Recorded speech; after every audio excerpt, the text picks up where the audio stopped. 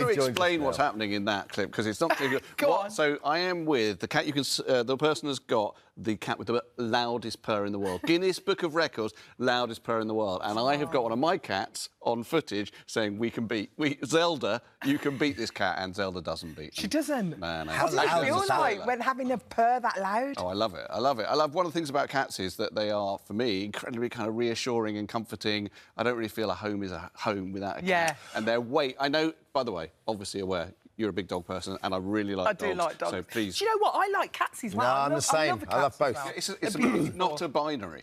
It's really not. Agreed. Do you know who you should have covered as well? You should have gone to Paul Hollywood's house. He's got these gigantic Maine Coons. cats. He's They're got these massive. so beautiful. Yeah, we did actually ask him, and he was going to do it, and then suddenly, should have done it. Suddenly, I think the cat said no.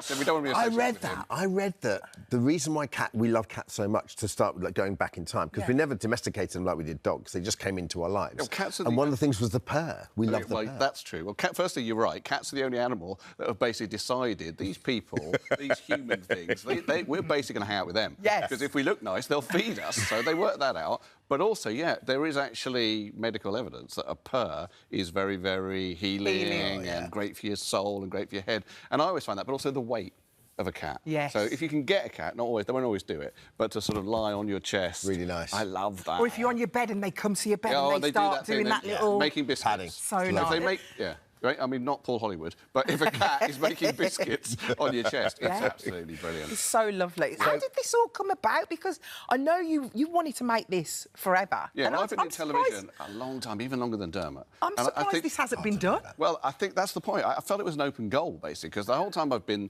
talking to people who make TV and they ask me what I want to do, at the end of it, they always say, you'll know this, any other ideas? Yeah. Right, normally when they've turned down your main idea. And I've always said, yeah, there should be a TV show about cats. Because, you know, lots of people have cats. There's often TV shows about dogs, which are great, but maybe just one about cats. And most of the time, they're like, yeah, that's a joke, isn't it? Because they don't do anything. They just sit and judge us, right? They're just eating. But no, they do loads of stuff. And one of the things I think the internet has proved, and we do look into this, is that, A, people really like watching cats on screen, but also cats, they've got empathy, they've got real personality. Every cat is different. And the show is trying to kind of say that in a way that, for some reason, hasn't been said before. I don't know why not. Yeah. And you have cats in your life. You always had cats in your life. I'm very good friends with David's brother, and he's told me about Fumfa. Is it? Fumfa. So well done, though. It's difficult to pronounce. So the reason I think I love cats and Ivor loves cats is that my dad, who was not an affectionate man, he was a sort of Welsh working class, very, very mainly irritated man. Was it? But, yeah. But the thing that he gave a lot of his affection to was our cat, who we called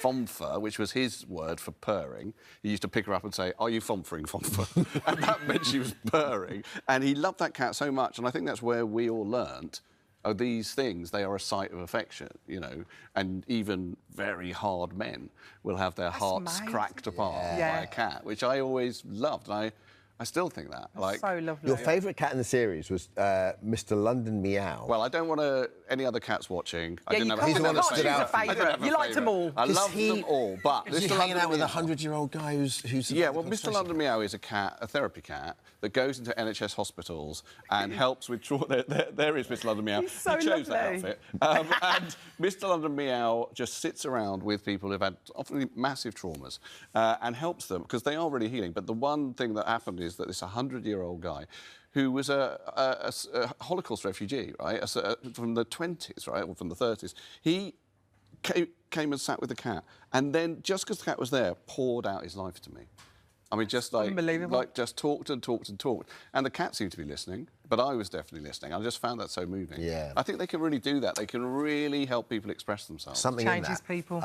Colchester has a hospice called St Helena's Hospice, and for ages they had this cat called Paddy. Yeah. And Paddy would just go around and just like spend time with people in the hospice. But you're a cat person. Yeah. Right? I mean, you as well. But yeah, I know, because you write children's books about cats. Yeah. But I just love. I mean, we've got two, and I love being around them. It's just the atmosphere it creates. I feel like they look after themselves as well, don't they? They don't need as much attention as a dog, do they? Depends on the cat, I think. Yeah. Because I have three. And they're what are they all like? related. One of them is the grandest person I've ever met, Zelda.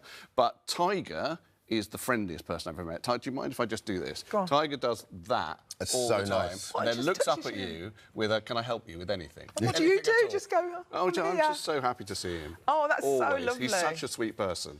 And I think of him as a person. I think of them all as people, basically. So I met a woman once. She said she had cats and dogs. Yeah. And I said, what's it like having both? Because I'd love a dog. Yeah. And she said, well, the thing is, dogs are your children and cats are your mates. Right. And I thought it was such a really good way of putting it. Yeah. Wow. That's So you leave a dog for a few hours and they're like, why would you do that? Yeah, well, Yeah, it's but just the cat's like- fine. If you leave a cat, don't even know you're out. And the cats come back and they go, have you been...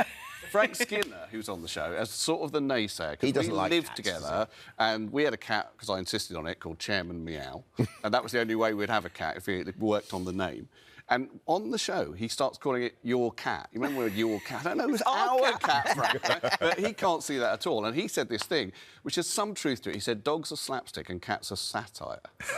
Brilliant. Has some truth to it, I think. Didn't you give Marina a cat when you first met her? I did. I mean, I think it's a bit mad, but basically, I was very in love with my wife 25 years ago, and I thought, how can I seal this? I'll give her a cat. And I gave her a monkey, and we didn't even live together at the time, so it was a bit weird. And she looked at the cat, and she wasn't at that point a cat person, and she said, that's very nice, and gave the cat back to me. But then we had that cat for 20 years. And I bet she loved the cat by now. Oh, totally. Yeah, totally, yeah. yeah. David, Thanks, it's so David. lovely to see you. So nice to Nice to see see you, you. David. You can watch David Baddiel, Catman, tonight at 8 p.m. on Channel Watched it 4. last Good night. luck It's with brilliant. that. Thank you. Really, really good.